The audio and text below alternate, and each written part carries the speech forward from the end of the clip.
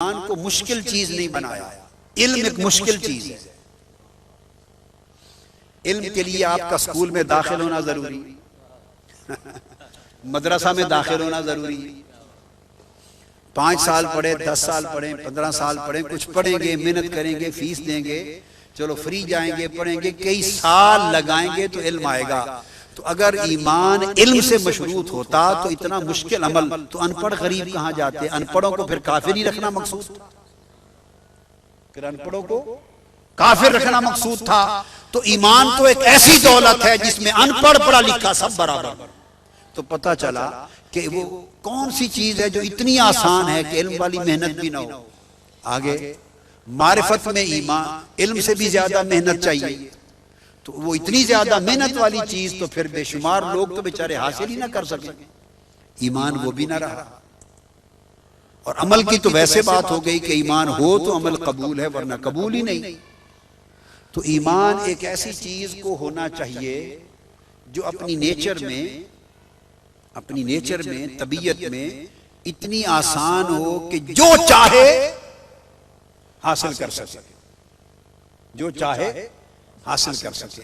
تو تب ایمان جا کے الذین یؤمنون بالغیب، اور ہر انسان کے لیے ایمان دولت بننے کے قابل ہوتا ہے.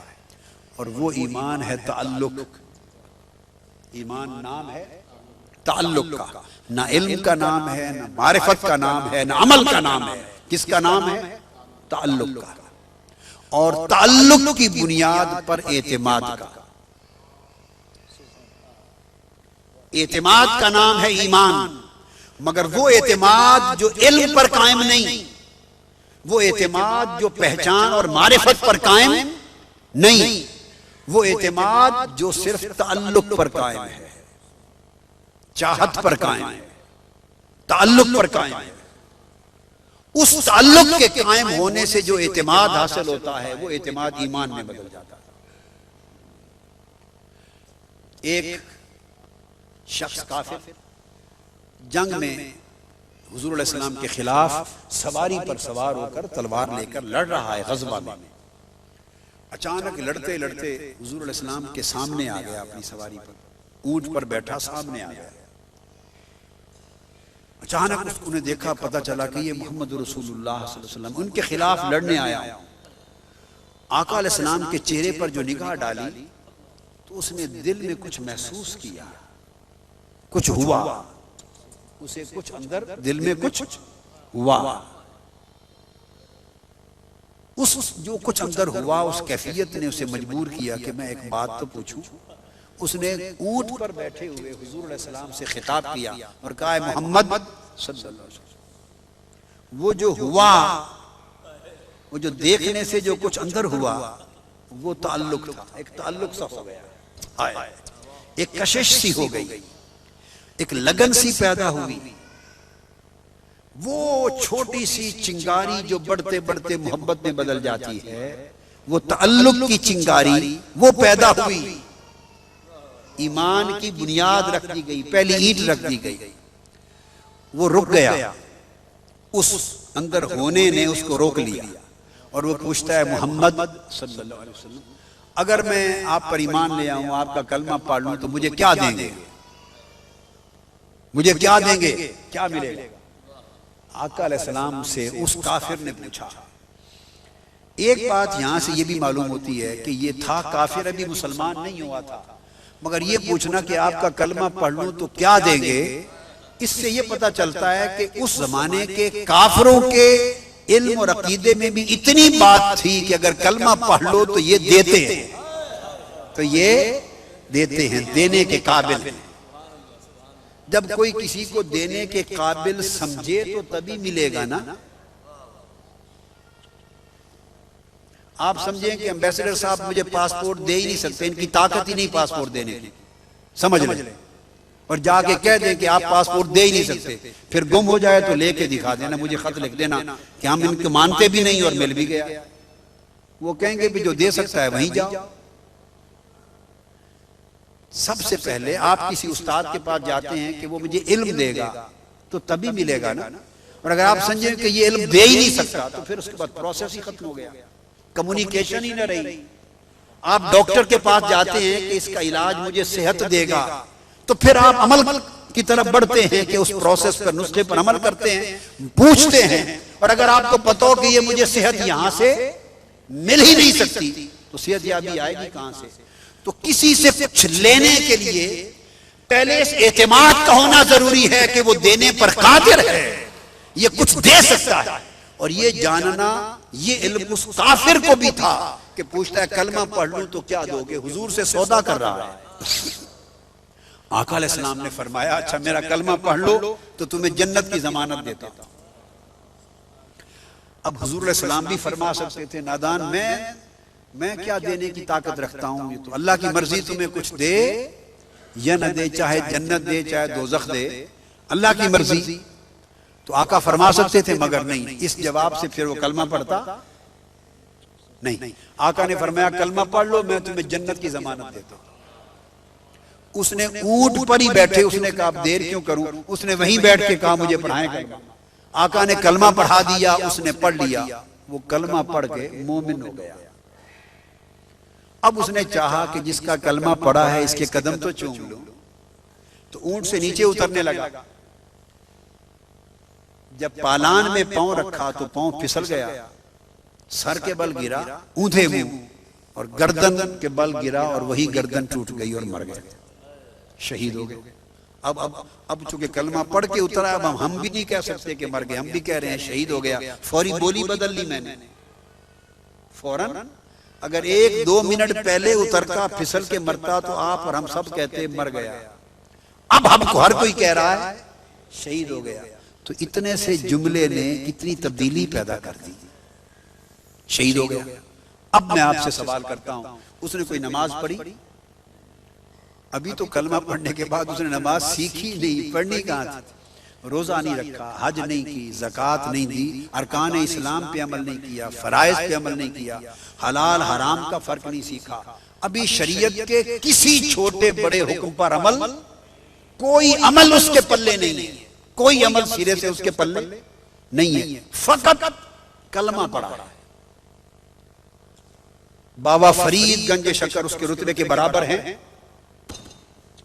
بابا فرید گنج شکر ہیں ان کے رتبے کے برابر، خواجہ نظام الدین اولیاء، خواجہ معین الدین ہیں ان کے رتبے کے برابر، خواجہ اجمیر، حضور غوث العظم شیخ عبد القادر جیلانی ہیں اس کے رتبے کے برابر، بولیے، حضرت شاہ نقشبند ہیں اس کے رتبے کے برابر، کل اولیاء حضور کی امت کے ابدال، ولی، قطب اور غوث، حتیٰ کہ غوث اعظم تک بھی اس کے رتبے کے برابر نہیں۔ نماز ایک ہی نہیں پڑھی، ایک روزہ پلے نہیں، ایک نماز پلے نہیں، ایک حج پلے نہیں، اور باقی شاید دوبارہ اسے کلمے کا کہا جائے کہ دوبارہ زبانی کلمہ سنا دو تو دوسری بار شاید کلمہ ہی نہ سنا سکے، چونکہ سیکھا ہی نہیں ہے، ابھی آباتا ہی نہیں سیکھا دین کا، حتیٰ کہ غسل بھی نہیں کیا کہ جسم کو پاک کر لے اور اپنی اور سنت طریقے پر آ جائے، غسل تک نہیں کیا۔ شاید لباس اگر شراب پی کے آیا ہوگا اور شراب لباس پہ لگی ہوگی تو شراب کا لباس بھی نہیں بدلا۔ اس حالت میں شہید ہو جانے والا شخص کتبوں اور غوثوں سے بھی اونچے درجے کا مالک ہے۔ سوال پیدا ہوتا ہے، میں خاص نقطے تک آپ کو پہنچانا چاہتا ہوں، سوال پیدا ہوتا ہے کہ اسے ایمان میں اتنے بلند رتبے پر کس شے نے بٹھا دیا، کس شے نے بٹھا دیا؟ ایک تو طے ہو گئی، عمل نے تو نہیں بٹھایا، علم نے بھی نہیں بٹھایا، معرفت نے بھی، عمل نے بھی نہیں بٹھایا، عبادت نے نہیں بٹھایا، تقوی پرہیزگاری، کسی شے نے اسے اتنا اونچا درجہ نہیں دیا۔ آپ کہیں گے جی صحابی بن گیا، صحابی اس لیے اونچا درجہ مل گیا، تو میرا سوال وہی ہے وہ صحابی کیسے بن گیا؟ یہ نام کیسے رکھ دیا صحابی کا؟ کلمہ پڑھنے سے صحابی بنا؟ اگر کلمہ پڑھنے سے وہ صحابی بنا اور غوثوں، قطبوں، ولیوں سے بھی اونچے درجے پر چلا گیا تو کلمہ تو آپ اور ہم سب پڑھتے پھرتے ہیں، تو ہم کلمہ پڑھنے سے اتنے درجے پر کیوں نہیں پہنچتے؟ کلمہ تو ساری دنیا پڑھتی ہے، فقط کلمہ اگر اتنا اونچا درجہ ایمان کا دیتا ہے تو ہر کلمہ کو اتنے بلند رتبے پر ہوتا، تو پتہ چلا کہ کلمے نے بھی یہ درجہ نہیں دیا، محض کلمہ پڑھنے نے بھی یہ رتبہ نہیں دیا۔ اور تو پھر رتبہ کس نے دیا؟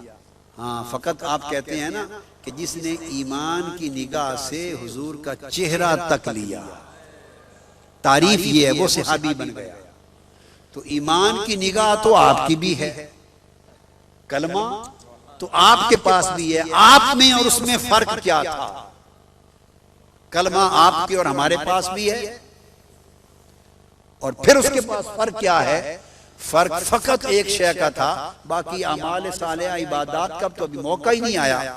ایک ہی چیز اس کے پلے تھی، اور وہ یہ تھی کہ جب اس نے کلمہ پڑھا تو کلمہ پڑھ کے حضور کے چہرے کو ایک بار تک لیا تھا۔ تو آقا علیہ السلام کے چہرے انور کو جب کلمہ پڑھا تو مسلمان ہو گیا نا، نگاہ میں محبت آ گئی، تو محبت کی نگاہ سے چہرے مصطفیٰ تک لیا۔ اس ایک نگاہ سے چہرے مصطفیٰ کو تک لینے نے اسے کائنات تک کل ولیوں، کتبوں، ابدالوں اور غوثوں سے بلند رتبہ عطا کر دیا۔ یہ ہے ایمان کی حقیقت، ایمان کی تعلق اور تعلق پر اعتماد، اور تعلق میں محبت جتنی بڑھتی چلی جائے تعلق، اور پھر اس میں دیدار، ایک تعلق کی قسمیں، پاس بیٹھے یہ تعلق بنا، آنکھوں سے تک لیا دیکھا یہ تعلق بنا، براہ راست بیٹھ کر کانوں سے سنا یہ تعلق بنا، صبح و شام ساتھ چلے یہ تعلق بنا، مل کے کھایا پیا یہ تعلق بنا۔ تو تعلق براہ راست کسی سے لنک ہو جانے کو کہتے ہیں، اور آنکھوں سے دیکھا تو تعلق بنا، تو گویا اس تعلق نے ایمان کو وہ رتبہ عطا کیا اور وہ ایمان بنا، اور اس کی بنیاد پر جو اعتماد قائم ہوا کہ اس نے اس کو دنیا کے تمام مومنوں سے بلند کر دیا۔ تعلق تو پتہ یہ چلا کہ تعلق ایمان کی اصل ہے، تعلق ایمان کی بولیے اصل ہے۔ اب جب تعلق ایمان کی اصل ہے تو یہاں میں صحابہ کرام کے عمل سے اس چیز کو اسٹیبلش کرنا چاہوں گا کہ کیا ان کا عمل، ان کی کیا وہ شہادت دیتے ہیں اس بات کی؟ تو آج امت کی جو کمزوری ہے، عالم اسلام کی، مسلمانوں کی، مسجدیں موجود ہیں، اتنی زیادہ ہیں کہ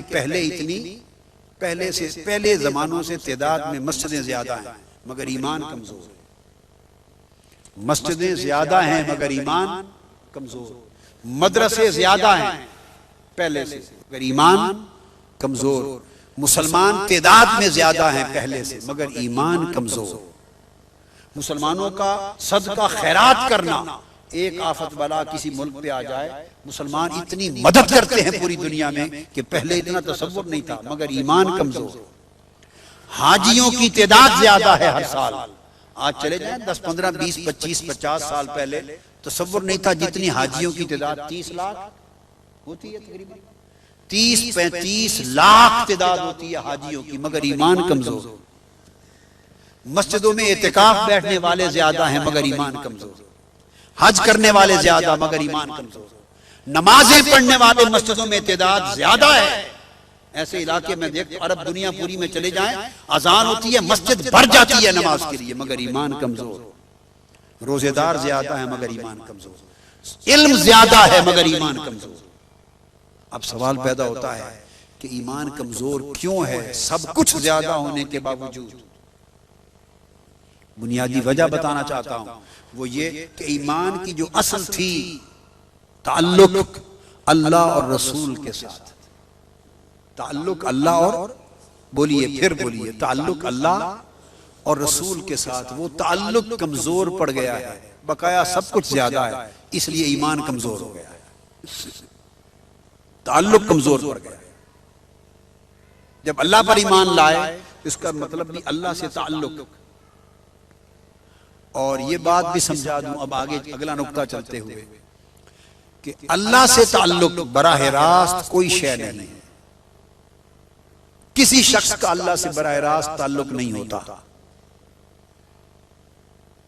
سوائے ایک ہستی کے، اس کا نام ہے پیغمبر۔ سوائے نبی کے اللہ سے براہ راست کسی کا تعلق، جو شخص براہ راست اللہ سے تعلق کا دعویٰ کرے وہ جھوٹ بولتا ہے، وہ جھوٹا ہے، کاذب ہے یا جاہل ہے۔ پیغمبر کے سوا اللہ سے براہ راست کسی کا کوئی تعلق نہیں ہوتا. پھر تو اللہ سے تعلق، یہ نقطہ سمجھ لیں. اللہ سے تعلق سے مراد کیا ہے؟ سمجھ لیں یہ بات کہ نبی سے تعلق ہی اللہ سے تعلق ہے. نبی سے تعلق کا نام ہی بولیے اللہ سے تعلق ہے. اگر درمیان میں نبی کو نکال دیں تو آپ جو چاہیں کر لیں، اللہ سے تعلق نہیں بن سکتا، نہ اللہ پر ایمان آ سکتا. حضور علیہ السلام کی ذات سے، نبی کی ذات اور پیغمبر سے جب تعلق بناتے ہیں تو اسی تعلق کو اللہ سے تعلق کہا جاتا ہے. تو تعلق بالرسول ہی تعلق باللہ. اب اس پر عزیزم حسن محی الدین قادری نے اپنے خطاب کا ایک حصہ کئی قرآن مجید کی آیات کوٹ کی، ایک مضمون درمیان میں آیا بیان کیا، وہ اسی نقطے کی تشریح تھی، مگر وہ ایک اور مضمون کے تسلسل میں تھا کہ رسول سے تعلق ہی اللہ سے تعلق. میں اب قرآن مجید سے ذرا اس کو تھوڑا اسی کو اور ایلیبوریٹ کر کے سمجھا دوں. آپ نے چاہا کہ باری تعالیٰ تعلق کی قسمیں، آپ سے تعلق اطاعت پیدا کرنا چاہتا ہوں، تو تعلق کو آپ ڈیفائن کریں گے نا، تعلق کو ڈیفائن کرتے ہیں. تعلق اطاعت چاہتا ہوں تو اللہ پاک نے فرمایا میرے محبوب کی اطاعت کر لو، میرے محبوب کی اطاعت کر لو، یہی میری اطاعت. من یطع الرسول فقد اطاع اللہ، جو میرے رسول کی اطاعت کرے بس یہی میری اطاعت ہے. عرض کیا باری تعالیٰ تجھ سے محبت کرنا چاہتا ہوں، تجھ سے محبت کا تعلق جوڑنا چاہتا ہوں. جواب آیا میرے محبوب کی غلامی کر لو، یہی میری محبت کا تعلق ہے. ان کنتم تحبون اللہ فاتبعونی یحببکم اللہ. اگر اللہ سے محبت کرنا چاہتے ہو تو میرے محبوب کی غلامی میں آ جاؤ. عرض کیا باری تعالیٰ سنتے ہیں تجھ سے تعلق کے لیے میں چاہتا ہوں کہ باری تعالیٰ تیرا ادب کروں، تیرا احترام کروں. اس نے کہا میرے محبوب کا ادب کرو، یہی میرا ادب اور احترام ہے. لا تقدموا بین یدی اللہ ورسولہ، میرے محبوب کا ادب کرو، یہی میرا ادب ہے. عرض کیا باری تعالیٰ تجھے تکلیف کس شے سے ہوتی ہے تاکہ وہ کام نہ کروں؟ فرمایا جس شے سے میرے مصطفیٰ کو تکلیف ہو وہی مجھے تکلیف ہوتی ہے. فرمایا ان الذین یؤذون اللہ ورسولہ، جو لوگ اللہ اور اس کے رسول کو اذیت دیتے ہیں.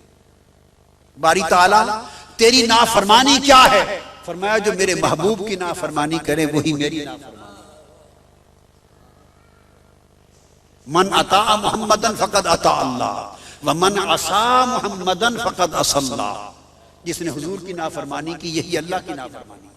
میں نے چاہا باری تعالیٰ تیری رضا حاصل کرنا چاہتا ہوں، یہ تعلق مل جائے تیری رضا خوشنودی کا کیسے ملے؟ اس نے کہا میرے محبوب کو راضی کر لو، یہی میری رضا ہے. واللہ ورسولہ احق ان یرضوہ.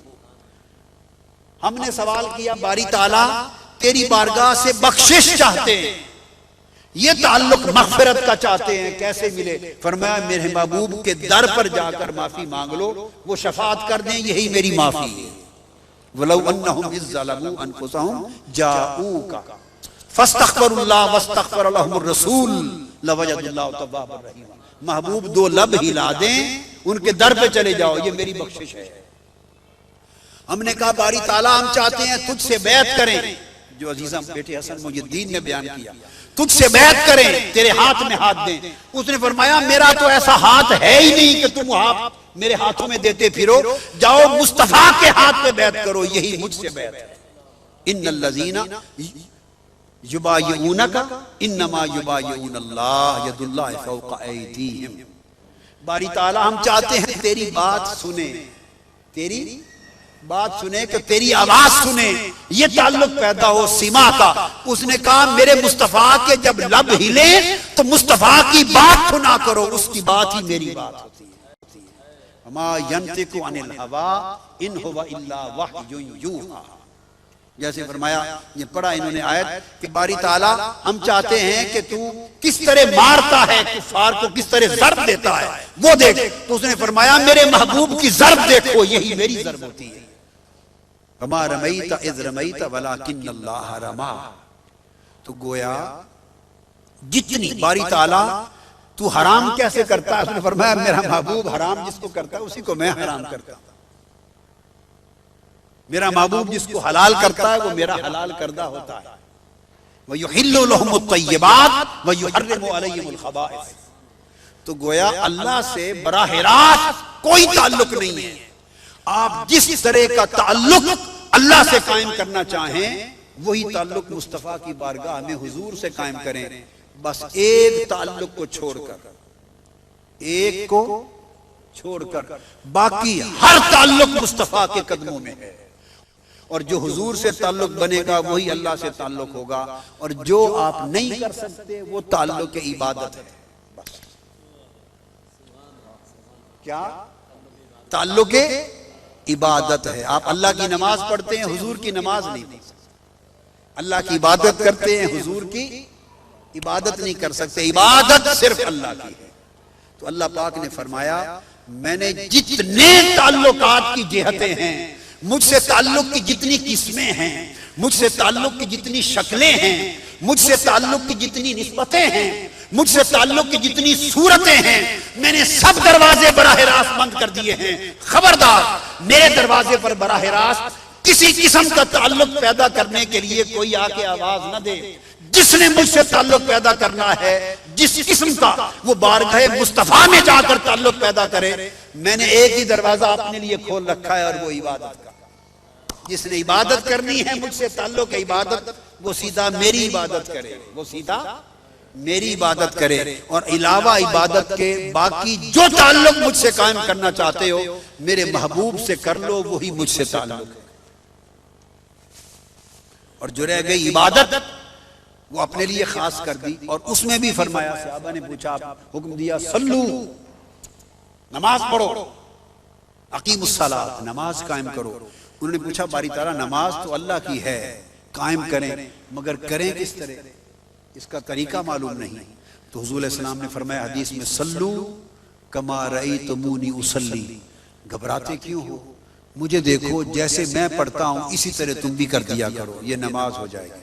عبادت تو اس نے اپنے لیے رکھی، مگر طریقہ اس میں بھی مصطفیٰ پہ چھوڑا۔ حضور کے طریقے کو اپنائیں گے تو نماز ہوگی، اور حضور کے طریقے سے مختلف کوئی اپنا طریقہ بنانا چاہیں گے تو نماز، کیونکہ قرآن نے تو کوئی طریقہ بتایا نہیں۔ قرآن نے نماز کا حکم دیا ہے، پڑھنے کا طریقہ یہ جو آپ پڑھتے ہیں نا، کھڑے ہوتے ہیں، اقامت کہتے ہیں، تکبیر کہتے ہیں، ہاتھ اٹھاتے ہیں، ہاتھ باندھتے ہیں، یا کچھ دوست ہاتھ چھوڑتے ہیں، پھر قیام کرتے ہیں، پھر رکوع سجود، ایک ترتیب ہے، اتنی رکعتیں ہیں، پھر تشہد سلام پھیرنے تک جو ترتیب نماز ہے۔ جو حضور کے طریقے کو نہ مانے وہ قیامت تک قرآن سے نماز کا طریقہ نہیں نکال سکتا۔ تو اللہ کی عبادت ہی نہیں ہو سکتی حضور کے طریقے کے بغیر۔ تو عبادت میں بھی اس نے طریقے کا تعلق حضور سے جوڑ دیا۔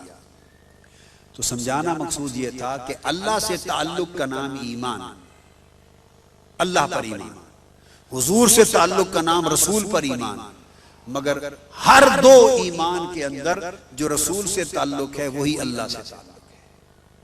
صحابہ کرام سے پوچھتے ہیں بتائیے آپ نے حضور پر ایمان لائے، تعلق جوڑا، تو آپ کے ایمان کی حقیقت کیا ہے؟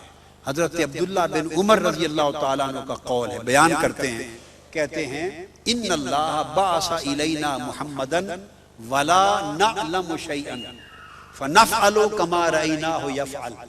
صحابہ کرام کا قول، وہ کہتے ہیں جی اللہ نے ہماری طرف اپنے محبوب کو بھیج دیا، بس ہم اس کے علاوہ اور کچھ نہ جانتے تھے، نہ کوئی حساب جانتے ہیں نہ کتاب، نہ حساب جانتے ہیں نہ حساب جانے نہ کتاب، کچھ نہیں جانتے تھے، ہم تو امی تھے۔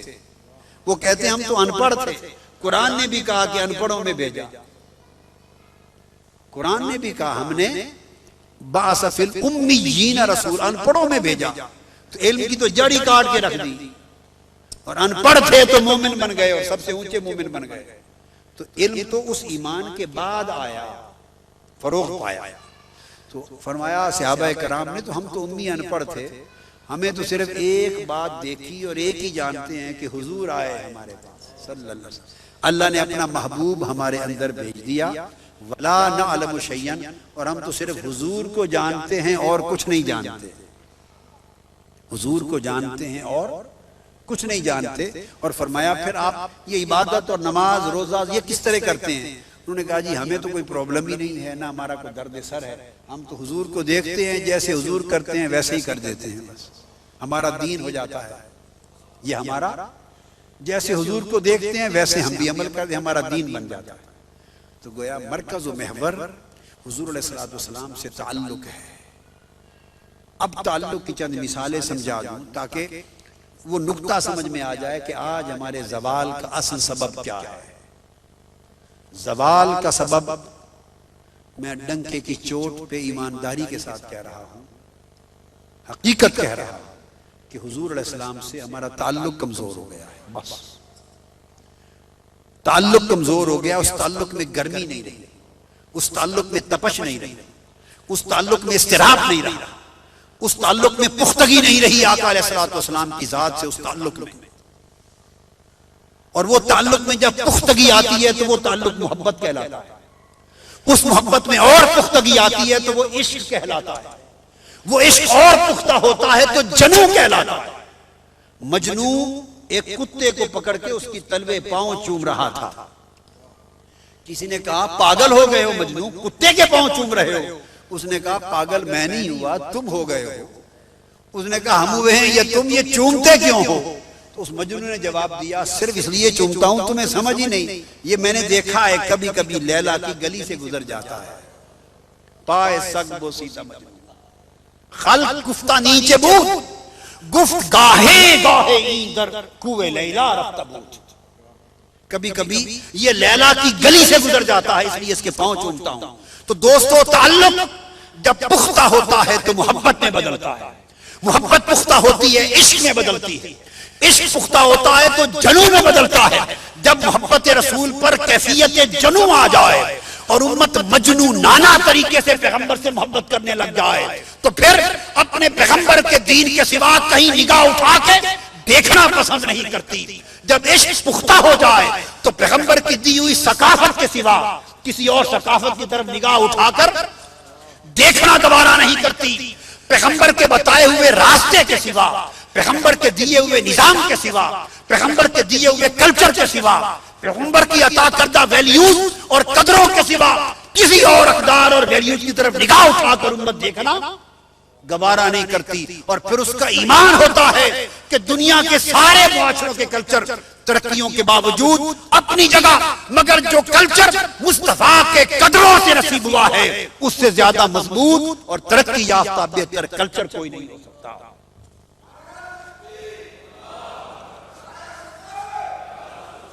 پھر وہ تعلق عقیدے کو اتنا مضبوط کر دیتا ہے، مگر ضرورت ہے کہ وہ تعلق پہلے ذات مصطفیٰ سے مضبوط کیا جائے، ذات مصطفیٰ سے مضبوط کیا جائے.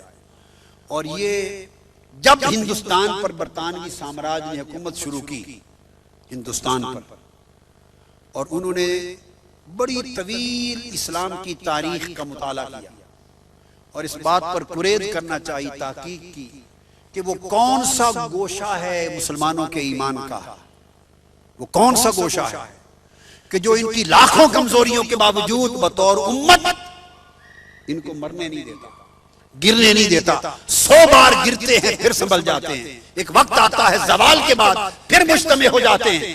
ان کے عروق میں، ان کی رگوں میں، ان کے خون میں وہ کون سی تپش ہے، وہ کون سی گرمی ہے، وہ کون سی قوت ہے جو ان کے مردہ رگوں کے اندر پھر ایک وقت کے بعد جان پیدا کر دیتی ہے اور حالت مردہ سے اٹھا کے پھر انہیں زندہ امت بنا دیتی ہے. یہ پروسیس زوال کا عروج میں بدلنا، پھر زوال کا عروج میں بدلنا، شکست کا فتح میں بدلنا مدت تھوڑی یا زیادہ لگ سکتی ہے، مگر یہ امت مردہ نہیں ہونے پاتی. وہ کیا سبب ہے جو ان کو پھر بار بار زندہ کرتا ہے؟ تو پوری ریسرچ کے بعد انہوں نے اپنی تحقیق سبمٹ کی. میں نے اس کی تفسیر الگ دی ہے، میری ایک کتاب ہے بڑی مفصل، میں نے ریفرنسز کے ساتھ دی ہے، اور وہ پیپرز اس ریسرچ کے اور اس کی رپورٹ برٹش لائبریری میں، برطانیہ میں، لندن میں آج بھی برٹش انڈیا لائبریری میں موجود ہے. اس میں انہوں نے لکھا سر فہرست کہ ہم نے پوری تحقیق اور تجزیے کے بعد ایک چیز کا نتیجہ حاصل کیا ہے، وہ یہ کہ یہ عشق رسول مسلمانوں کا اپنے پیغمبر کے ساتھ محبت کا تعلق، عشق کا تعلق، یہ سبب ہے کہ جو 100 بار شکست کے باوجود انہیں پھر زندہ کر دیتا ہے، یہ تپش ختم نہیں ہونے دیتا۔ لہذا ایسے اہتمام کرو، ایسے طریقے وضع کرو کہ ان کے رگ و ریشے سے عشق رسول نکل جائے، ان کے خون سے، ان کے سینوں سے، ان کے دلوں سے، ان کی روحوں سے عشق رسول نکل جائے۔ اگر عشق رسول نکل گیا تو چلتے پھرتے زندہ لاشیں رہ جائیں گے، پھر انہیں موت دینا مشکل نہیں رہے گا۔ اس پر علامہ اقبال نے وہ جو کلام کہا ہے وہ اس تحقیقی رپورٹ کی طرف اشارہ تھا کہ یہ فاقہ کش جو موت سے ڈرتا نہیں ذرا، روح محمد اس کے بدن سے نکال لو، اور فکر عرب کو دے کے فرنگی تخیلات، اسلام کو حجاز و یمن سے نکال۔ یہ اس طرف اشارہ تھا کہ اگر ان کے اندر سے عشق رسول نکال لیا جائے تو پھر یہ مردہ جیتے جی مردہ ہو جائیں گے۔ پھر انہوں نے اس کی اسٹریٹجی سوچی، اسٹریٹجی کہ عشق رسول کو کیسے نکالیں، تو اس کے لیے بھی بڑی سائنٹیفک طریقے سے ایک انہوں نے اسٹریٹجک پالیسی وضع کی اور ایک نتیجے پر پہنچے۔ انہوں نے کہا کہ مسلمانوں کے اندر رسول اکرم صلی اللہ علیہ وسلم کی ذات کو متنازع بنا دو۔ عشق نکالنے کے لیے عقلی قسم کی بحثیں اور مناظرے چھیڑ دو رسول کی ذات پر۔ مسلمان حضور سے عشق کے مختلف مظاہر رکھتے تھے۔ جب میلاد کا وقت آتا تو ساری امت حضور کے میلاد کی خوشیاں منانے میں، جشن منانے میں رات دن کر دیتی تھی۔ یہ ایک سما تھا عشق رسول کے اظہار کا۔ انہوں نے کہا ایک فتنہ کھڑا کر دو، کہو یہ بدعت ہے، کہو یہ بدعت ہے۔ میں آپ کو مثال دوں نا، آپ 14 اگست آتا ہے تو یوم پاکستان مناتے ہیں کہ نہیں؟ بولیے کیوں مناتے ہیں؟ اگر آپ یوم پاکستان نہ منائیں تو پاکستان معاذ اللہ نہیں بچے گا؟ آپ کے یوم پاکستان منانے نے پاکستان کو بچا رکھا ہے؟ جی نہیں۔ کیوں مناتے ہیں؟ اس لیے مناتے ہیں، یہ طریقہ ہے پوری دنیا کی اقوام کا کہ اس طرح قوموں اور نسلوں کی محبت اپنے ملک اور وطن سے قائم ہوتی ہے۔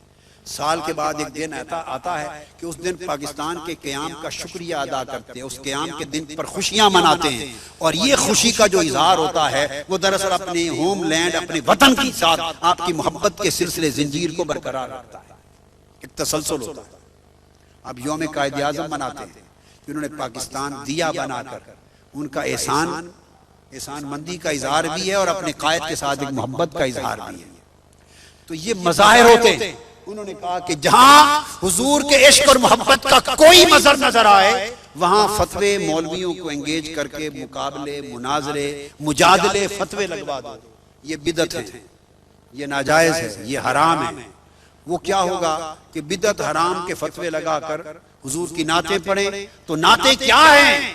یہ عشق رسول کا اظہار ہے، دلوں، سینوں، روحوں میں رسول کی محبت اور عشق کی گرمی اور تپش پیدا کرنے کا ذریعہ ہے، اپنی مردہ روحوں کو حضور کے تعلق سے زندہ کرنے کا ذریعہ ہے، اپنے دور ہو جانے والے جسموں کو حضور کے قریب تر کر کے اور محبت کی گرمی دے کر انہیں پھر سے زندہ تابندہ کرنے کا ذریعہ ہے۔ اور حضور علیہ الصلوۃ والسلام نے یہ طریقہ صحابہ کو دیا۔ حضور کی گناہت پڑے، امت میں انتشار پیدا کر دو، کوئی یہ بدعت ہے، ناجائز ہے، فتنہ ہے۔ کوئی حضور کے وسیلے کا نام لے کہہ دو یہ بدعت ہے، ناجائز ہے، شرک ہے۔ حضور کی شفاعت کا نام لے کہو بدعت ہے، ناجائز ہے، شرک ہے۔ ہر بات جو حضور کی شان، حضور کی ذات سے متعلق ہے اور جس پر محبت اور عشق کا اظہار ہوتا ہے، جس پر ادب اور تعظیم رسول کا اظہار ہوتا ہے، اس کے اوپر فتوے شروع کروا دو، مسجدوں میں لاؤڈ سپیکروں پر کتابیں لکھوا دو، مسجدیں کھلوا دو، مناظرے کروا دو، جھگڑے کروا دو، تو کیا ہوگا؟ رفتہ رفتہ یہ لوگ اصل کام چھوڑ دیں گے۔